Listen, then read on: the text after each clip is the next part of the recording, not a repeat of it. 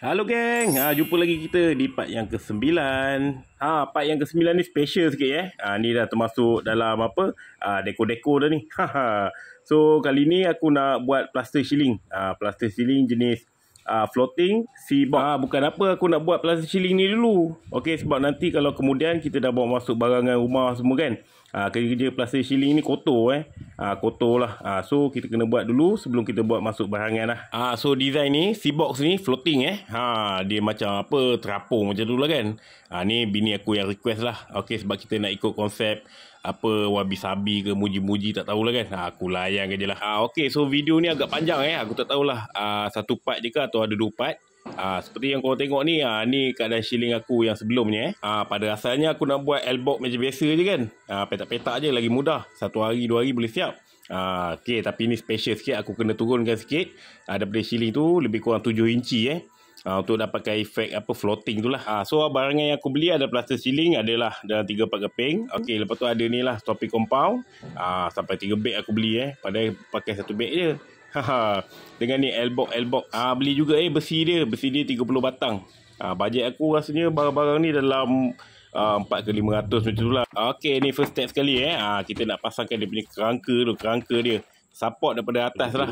So besi-besi tu kita potong pendek-pendek dan kemudian kita screw lah pada ke kuda bumbung ni. Sebab kuda bumbung ni kuat untuk menahan beban. Sebab plaster ceiling ni agak berat juga agak berat juga. So kita kena buat apa tertulang ni betul-betul lah.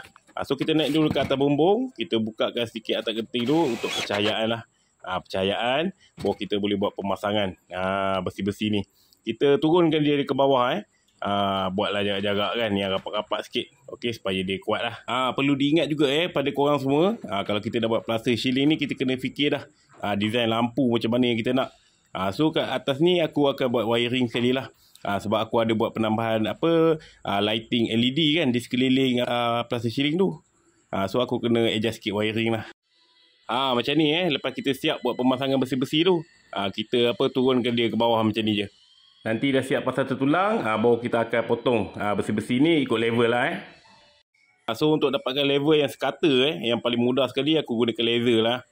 Kita akan turunkan 7 inci untuk dia punya tertulang dia. So kalau pakai laser ni kita dapat cover keliling terus.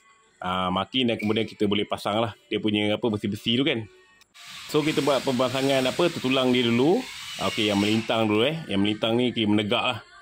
Menegak dulu. Bila dah siap semua baru kita pasang yang di bawah sekali. Di bawah tu kena baring sebab kita nak screwkan plaster ceiling kita tu nanti.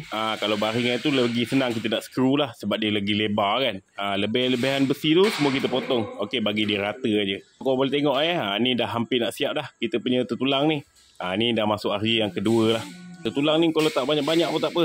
Letak banyak-banyak pun tak apa sebab kita memang dia nak dia kuat. Kuat untuk tampung lah plaster ceiling. Lepas besi-besi tu semua dah siap, aku buang kipas lama tu dan aku ambil kayu 3x2 lebih kurang lah saiz dia. Untuk pasang hook yang baru. Hook kipas yang baru lah. Sebab aku dah turunkan 7 inci kan. So aku akan pasang yang baru lah. Boleh ikat je di besi tertulang tu. Kuat korang jangan risau. Kalau korang tengok tu kan, dekat kita punya hook baru tu, hook kipas yang baru tu, banyak lah dia punya besi-besi yang support. Aku ikat sekali dekat kuda bumbung kat atas tu supaya dia tak bergegar so dia memang tegak So next step pula aku buat pemasangan elbow. Elbow ni memang dia rupa dia macam ni Yang ni aku ambil 4 inci kali 1 kaki punya elbow. Pasang dulu elbow sekeliling, baru kita isikan yang ruang tengah tu lah. Dia bucu-bucu ni aku tak isi lagi lah sebab nak buat bulat kan. So aku biarkan dulu. Okey, ni aku buat pemasangan sikit lah plaster ceiling di tengah-tengah. Plaster ceiling di tengah-tengah ni dah senang dah sebab dia besar kan. Cuma dia agak berat lah untuk angkat. So panggil lah kawan kita kan tolong angkat. Ni cara kita nak screwkan elbow tu senang je. Letak je screwkan je lah. Ni rupa dia lepas kita buat pemasangan semua lah keliling dan di tengah-tengah. Cuma di bucu-bucu ni aku tak buat lagi. Tengah fikir macam mana nak buat bulat ni kan. So kena cari idea lah macam mana kita nak buat bulat. So sambil-sambil tu okey, aku minta lah kawan ni tolong tampalkan dulu. So kita bancuh kita punya topi compound tadi sikit-sikit buat bancuhan dan kita tampal lah okey di celah-celah ni sambungan dia dan di tutup skru tu sekali. So untuk bahagian bulat ni aku dah dapat idea dah.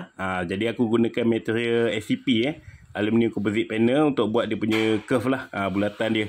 Letak je dulu, okey, supaya kita boleh tengok gambaran dia macam mana lah kan. Kemudian baru kita adjust lah. Next sambil-sambil tu aku buat pemasangan lah. Pemasangan di kawasan yang bulat-bulat ni dulu. Pasang je yang petak-petak je ni kan. Kemudian kita akan potong lah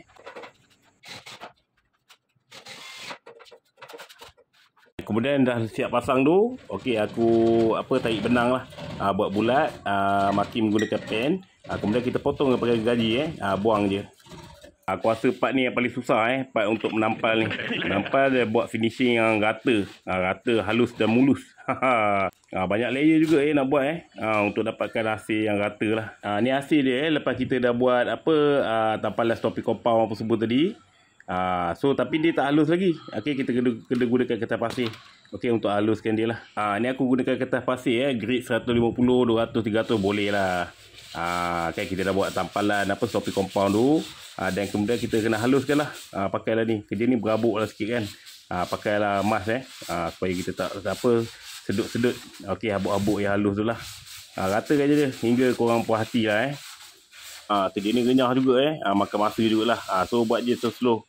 Kemudian lepas kita dah siap tu, okey, kita kena buat kerja-kerja cat lah. Cat aku gunakan Matex. Cat Matex daripada Nippon ni standard punya cat beli yang 7 liter tu je. Okey, pakai sikit je.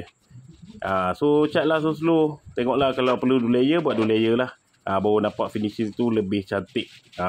Lagi tebal, lagi cantik sebenarnya.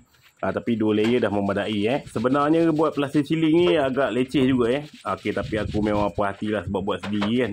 So dapat jimat banyak kos lah kat sini. Ni kalau panggil kontraktor datang buat ni plastik ceiling jenis floating macam ni, aku rasa 3-4 ribu tak lari untuk satu bahagian ni.